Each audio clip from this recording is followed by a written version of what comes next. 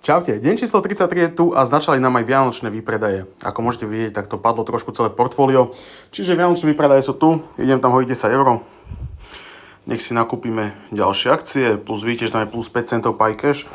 Čo sú tie 5 centy? No tak 4 centy znova došli nejaké dividendy a konkrétne to bolo z Intelu. Ako som spomínal, že dividendy tak aj došli z Intelu. No, pred nákupom sme mali hodnotu 396, kde bol profit 17,20, 4,5%, po nákupe 16,83, 4,32, zainvestované 389, hodnota 406,34. Verím tomu, že to porastie hore.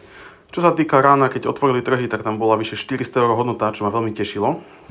Ale teraz som to kúpil v akcii, tak to ma potešilo trošku viacej. Čo sa týka konkrétnych pozícií, Meta prepadla sa a dosť, čo ma akože nie že vystrašilo, skôr prekvapilo.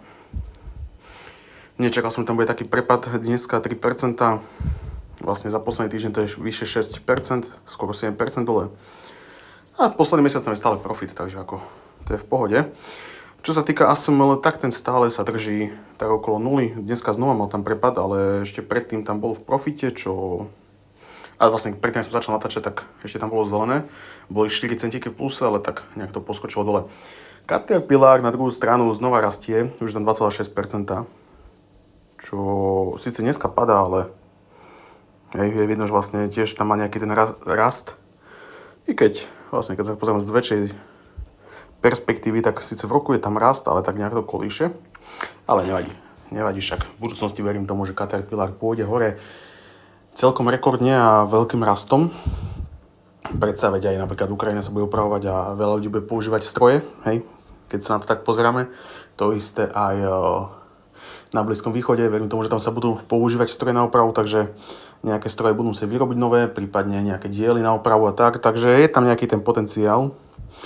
Čo sa týka šerovania, 12 ľudí stále kopíruje, 445 views. Dneska sa nedostala celkom zaujímavá správa od jedného človeka, čo ma sleduje, keď komunikovali sme spolu, že vraj ľudia, ktorí kopírujú tie PIs, tak od nich dostanú nejaké, alebo za nich nejaké akcie. Prvýkrát som niečo také počul, neviem o tom, keď niekto vie, ako sa k tomu dostať, alebo či to je pravda, lebo akože keď 12 akcií nejakých hociakých, keď si môžem vybrať, alebo keď nejaké náhodne dostanem, ja by som bol rád za to. Ale neviem o tom. Nejaké žiadne upozornenie mi nedošlo, alebo niečo. Keby náhodou, tak mi niekto napíšte, keď to viete viacej. Rád by som to skúsil získať, alebo niečo. Dobre, no už tam znova skočil na 17 €, takže verím tomu, že to pôjde ešte hore. A znova by tam ostalo 5 centov v keši. Nevadí, tu sa musia trošku tie dividendy nabaliť, ale už dokopy 17 centov dividendov, čo je za niečo maličko vyše mesiaca, no mesiac a pol. Už nejaká tá suma rastie, to krásne, paráda, teší ma to.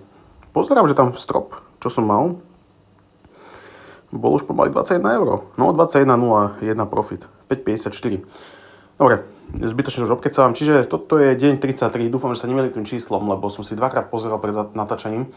Raz som pozeral na YouTube a tam mi chýba jeden uploadnutý, myslím, a raz som pozeral na TikTok a teraz mám dosť chaos v tom, že ktoré bolo aké číslo kde.